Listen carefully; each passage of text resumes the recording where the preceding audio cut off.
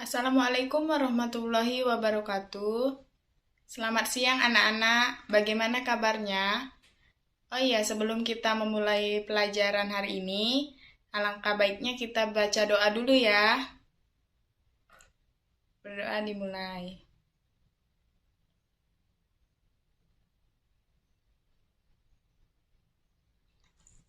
Ya, berdoa selesai ya. Ya, sebelum Ibu memulai pelajaran hari ini, lebih baiknya kita absen terlebih dahulu ya, biar Ibu tuh tahu siapa aja yang nggak masuk.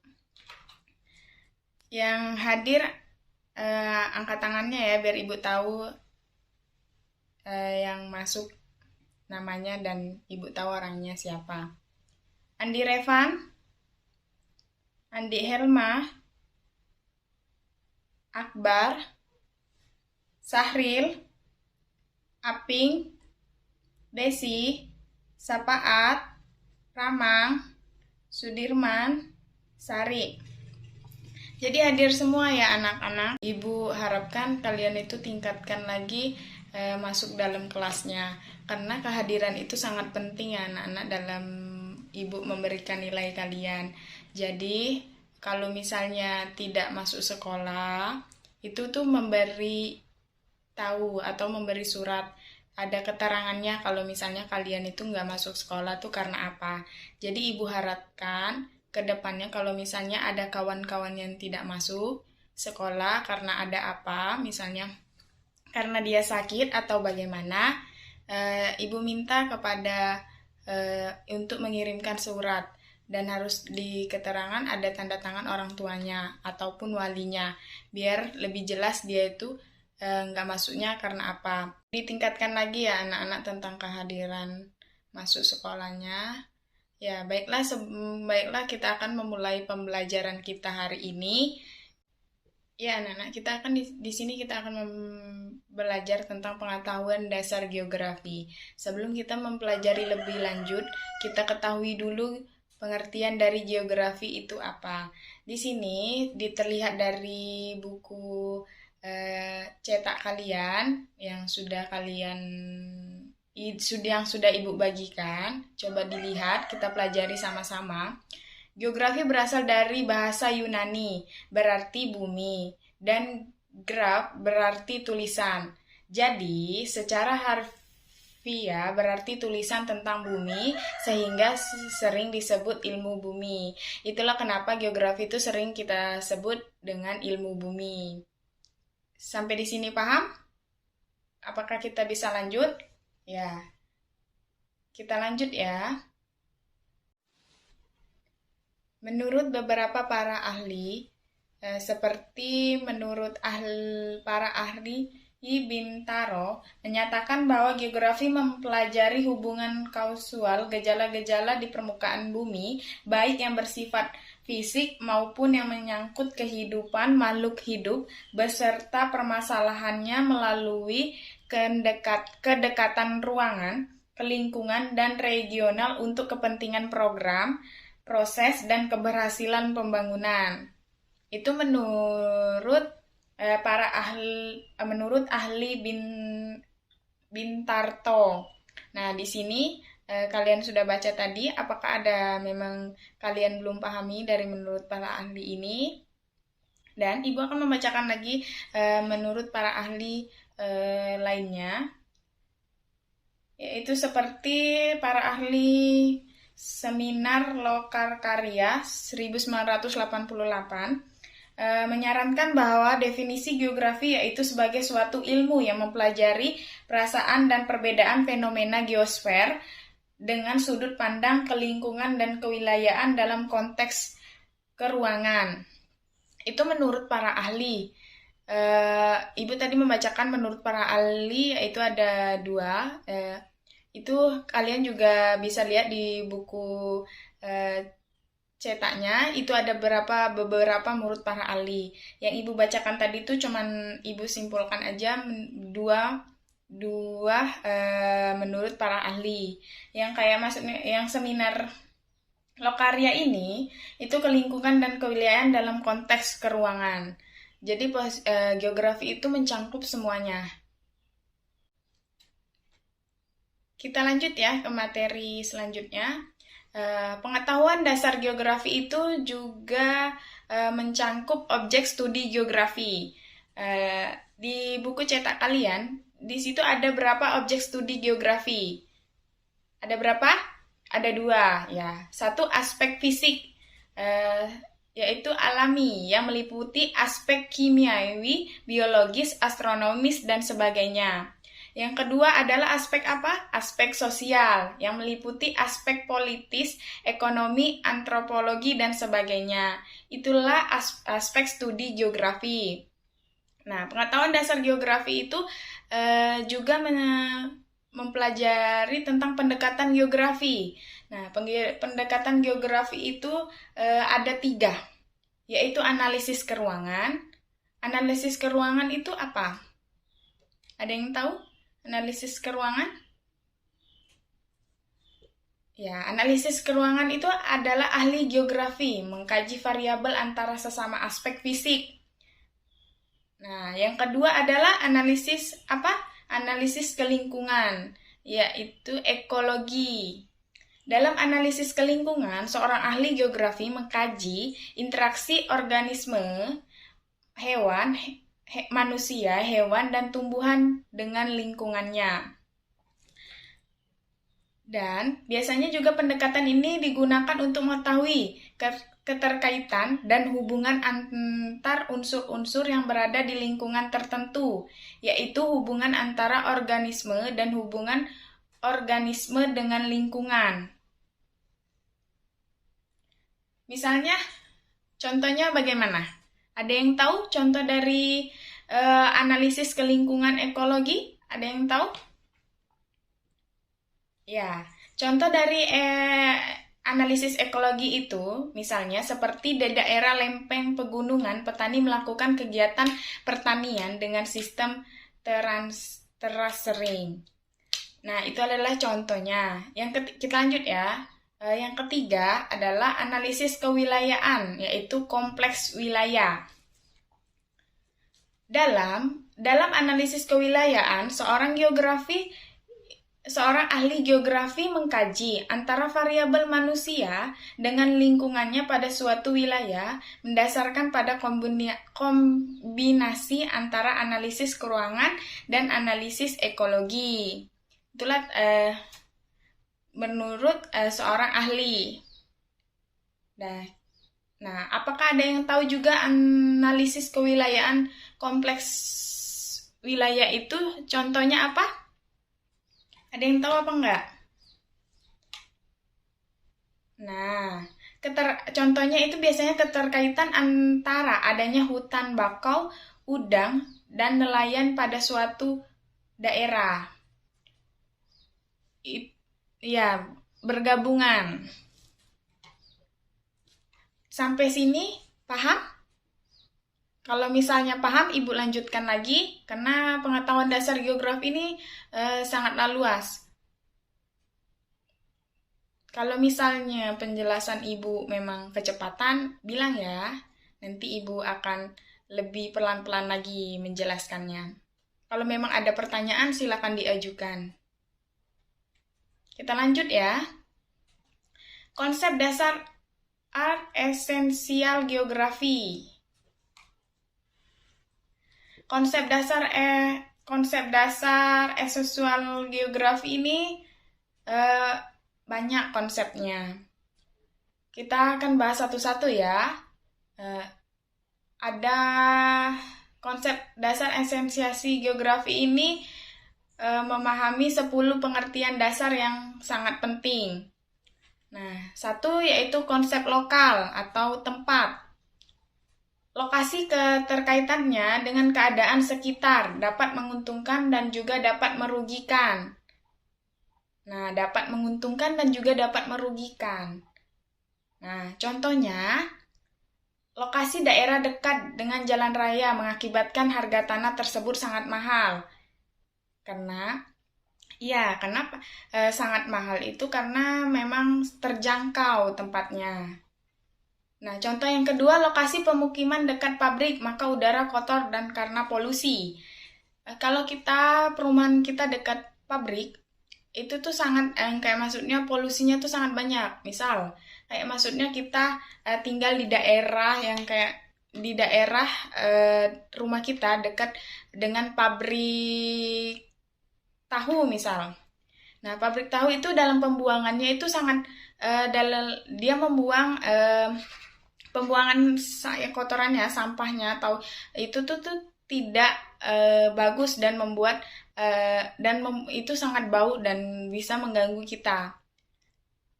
Apalagi yang kayak maksudnya kita tinggal di dengan dekat pabrik yang pabrik itu tidak menjaga kebersihan. Misalnya bisa mengganggu sekitarnya seperti itu. Yang konsep yang kedua yaitu konsep jarak. Jarak itu sebagai faktor pembatas karena memisahkan dua tempat. Dua tempat artinya penting bersifat relatif dan berubah sejalan dengan kemajuan kehidupan dan teknologi. Bisa bersikap relatif dan berubah sejalan dengan kemajuan kehidupan di teknologi. Semakin tahun-tahun itu teknologi itu semakin maju ya. Jadi tuh apalagi kita tuh semakin tahun tuh kita tuh semakin maju. Yang dulunya yang kayak maksudnya kita sekolah aja dulu kita nggak ada proyektor. Nah setiap tahunnya ada lagi proyektor dan lebih luas lagi pembelajarannya. Nah kita lanjut ya. Yang ketiga yaitu konsep keterjangkauan. Keterjangkauan itu tidak terlalu berkaitan dengan jarak, tetapi lebih berkaitan dengan kondisi medan sarana dan prasarana komunikasi dan transportasi. Pada umumnya, keterjangkauan berubah akibat perkembangan perekonomian dan kemajuan teknologi. Ini jadi kita keterjangkauan ini sangat terjangkau dengan sarana dan komunikasi dan transportasi dan akan maju dengan perkembangan ekonomi dan kemajuan teknologinya. Paham? Ya, kalau misalnya paham, kita lanjut lagi ya. Ini kita akan lanjut adalah konsep yang keempat adalah konsep pola. Pola berkaitan dengan persebaran fauna dengan ruang di muka bumi, baik yang bersifat alami, curah hujan, persebaran vegetasi, pola aliran sungai, jenis tanah, dan sebagainya. Atau bersifat sosial budaya, mata pencarian, persebaran penduduk, permukiman. Nah, ada yang tahu contohnya itu gimana konsep pola? Nah, contohnya itu di daerah dengan hujannya kurang, orang akan berladang dan berternak. Kadang kita tinggal di daerah yang kayak maksudnya kurang curah hujannya dan kita tuh orang akan berladang dan berternak. Ya, seperti itu ya. Nah, contoh yang kedua, di daerah yang datarnya dengan curah hujan yang cukup, orang akan bersawah. Iya, kalau kita lihat aja ya di daerah kita. Itu yang sekarang panennya itu ada 2 kali dalam 1 tahun. Nah, itu tuh kalau misalnya curah hujannya hujan yang enggak hujan terus, kita bisa bersawah karena kalau kita bersawah, kita itu akan membutuhkan curah hujan. Ya, seperti itu lebih tepatnya. Kita lanjut ya ke yang nomor 5, konsep morfologi. Morfologi itu menggambarkan perwujudan permukaan bumi akibat tenaga geologi, menyangkut bentuk lahan yang berkaitan dengan erosi dan sedimentasi. Nah, di sini ketebalan tanah jenis vegetasinya dan juga penggunaan lahan. Ya, seperti itu. Kita lanjut ya. Yang 6, pengelompokan aglomerasi. Aglomerasi itu merupakan kecenderungan persebaran yang bersifat mengerombong pada suatu wilayah yang relatif sempit yang paling mengutamakan baik mengikat ke jenisnya maupun adanya faktor umum yang menguntungkannya. Contohnya misalnya perumnas yang dihuni mayoritas pegawai negeri. Nah, contoh yang kedua adalah pedukungan yang dihuni petani penggarap sawah. Itu adalah contoh pengelompokan aglomerasi ya. Kita lanjut ya, yang nomor 7-nya, nilai kegunaan. Nilai kegunaan sumber daya alam dan gejala alam di permukaan bumi bersifat relatif. Tidak sama bagi setiap orang sesuai dengan keberadaan dan cara pandangannya. Karena cara pandang orang tuh berbeda-beda ya. Nah, Ibu kasih contoh ya. Contohnya, daerah pantai bagi nelayan merupakan daerah mencari nafkah yang utama, tapi bagi penduduk kota merupakan daerah rekreasi. Karena kita tinggal di daerah yang berbeda-beda, dan daerah yang mencari nafkahnya juga berbeda-beda dan penghasilannya juga berbeda-beda. Kalau kita di daerah daerah kota itu tuh juga mencari nafkahnya juga dengan berbeda, dari penghasilannya juga berbeda.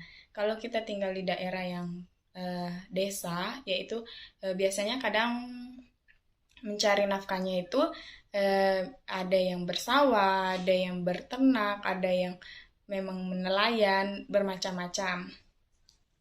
Kita lanjut ya ke konsep yang ke-8, yaitu interaksi independensi. Interaksi itu merupakan peristiwa saling mempengaruhi antara objek yang satu dengan yang lain, karena setiap tempat mempunyai potensi sumber daya yang berbeda.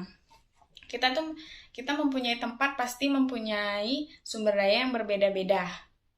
Nah, contohnya, daerah perdesaan menghasilkan bahan pangan yang dibutuhkan dengan daerah perkotaan. Perkotaan menghasilkan barang industri dan informasi yang membutuhkan masyarakat. Kita tuh saling bertukar-tukaran. Kita membuat ini, daerah perkotaan membutuhkan. Daerah perkotaan membuat misalnya barang-barang yang kayak maksudnya yang bisa kita pakai, atau bagaimana kita masyarakat perdesaan juga membutuhkan seperti itu.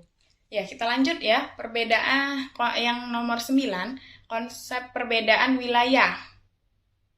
Integrasi gejala alam menjadikan suatu wilayah mempunyai corak tersendiri.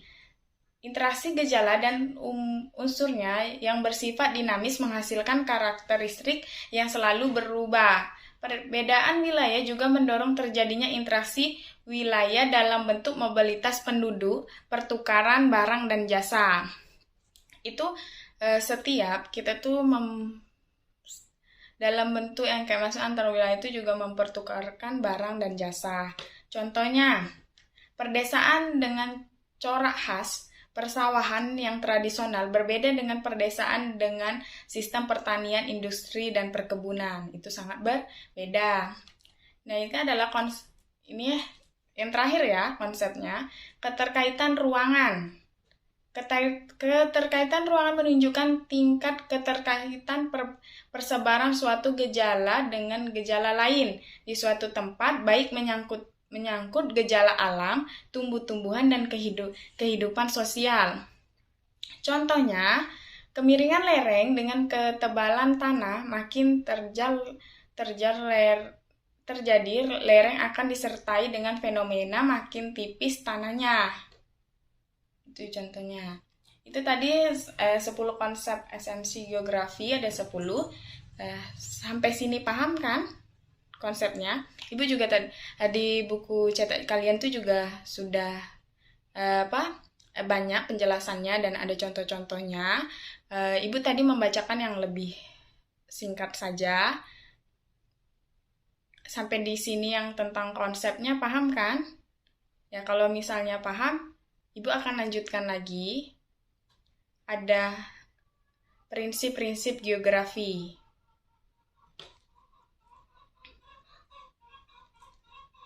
Prinsip geografi itu ada 4. Ada yang tahu apa aja? Ya, ada prinsip penyebaran, interrelasi, prinsip deskripsi, dan prinsip kronologi. Itu konsep prinsip dari geografi. Maaf ya, Ibu salah sebut tadi.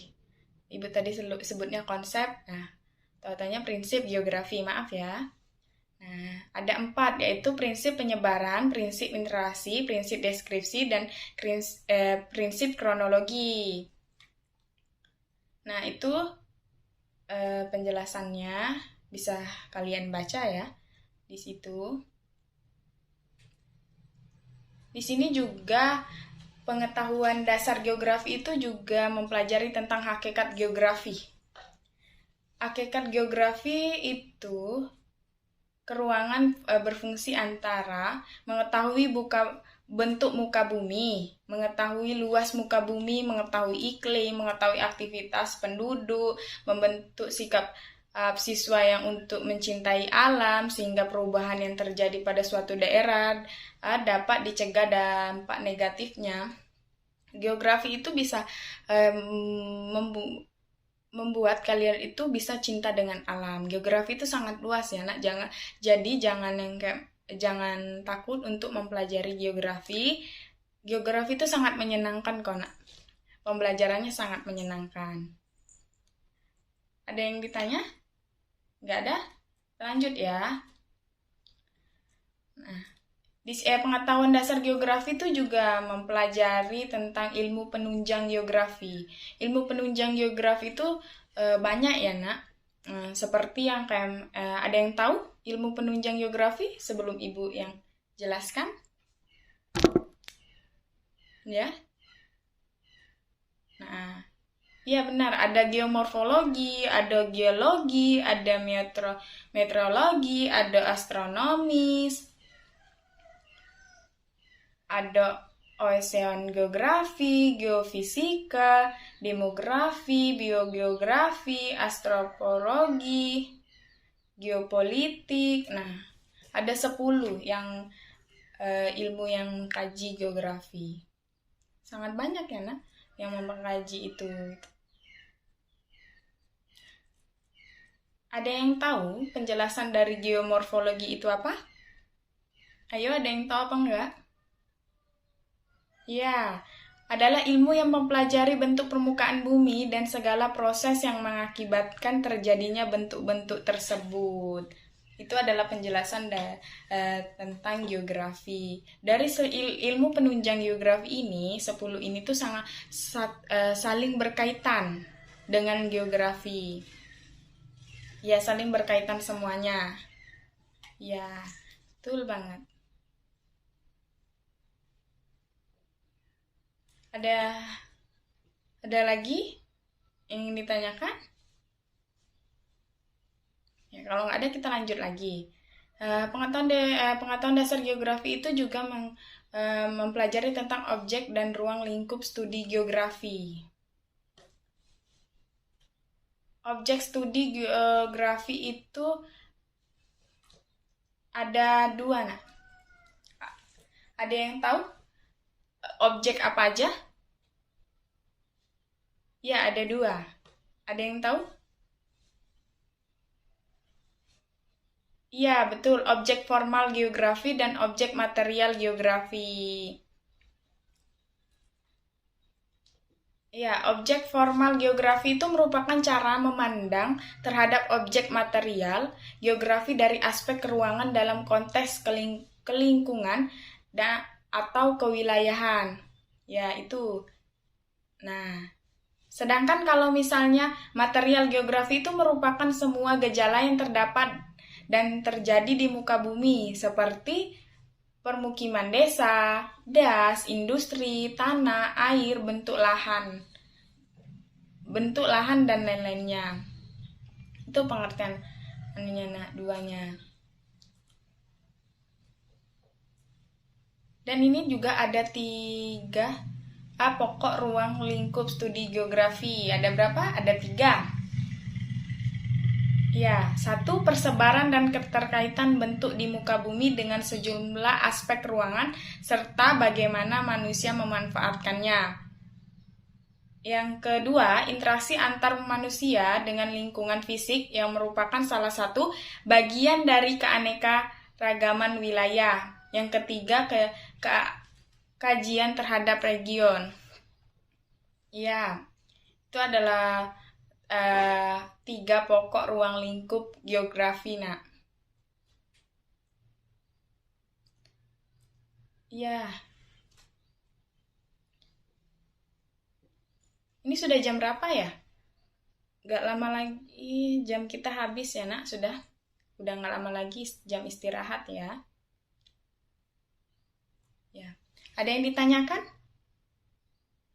Dengan pembelajaran kita hari ini tentang pengetahuan dasar geografi, tadi Ibu juga sudah menjelaskan sedikit apa itu geografi, tentang objek studinya,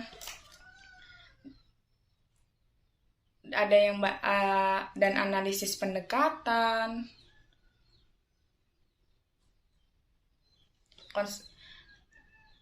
konsep eksisiannya, itulah tadi. Geografi itu sangat luas ya, nak. Kalau misalnya memang nggak ada pertanyaan, jam kita juga sudah mulai habis, sudah mau habis. Kalau misal nggak ada pertanyaan, Ibu cukupkan sampai di sini. Kita ketemu lagi di minggu depan. Kalau misalnya nggak ada yang ingin bertanya apa nggak? Nggak ada? Oh, ya sudah, kalau misalnya memang nggak ada yang ingin bertanya, Ibu akan akhiri sampai di sini. Kita ketemu lagi di minggu depan. Oh iya. Ya, Ibu cukupkan aja ya sampai di sini. Nah, Ibu mohon maaf jika cara mengajar Ibu kurang baik atau memang kurang jelas, penjelasan Ibu kecepatan atau bagaimana. Ibu mohon maaf ya. Itu buku cetaknya dibaca ya. Nanti kita akan mempelajari lagi materi yang selanjutnya. Ibu mohon maaf jika pengajaran Ibu kurang baik atau bagaimana kurang jelas dan menyinggung kalian atau bagaimana, tutur kata Ibu ada yang salah atau bagaimana, Ibu mohon maaf ya, nak. Nah, Ibu cukupkan sampai di sini. Kita ketemu lagi di minggu depan. Ibu akhiri. Wassalamualaikum warahmatullahi wabarakatuh.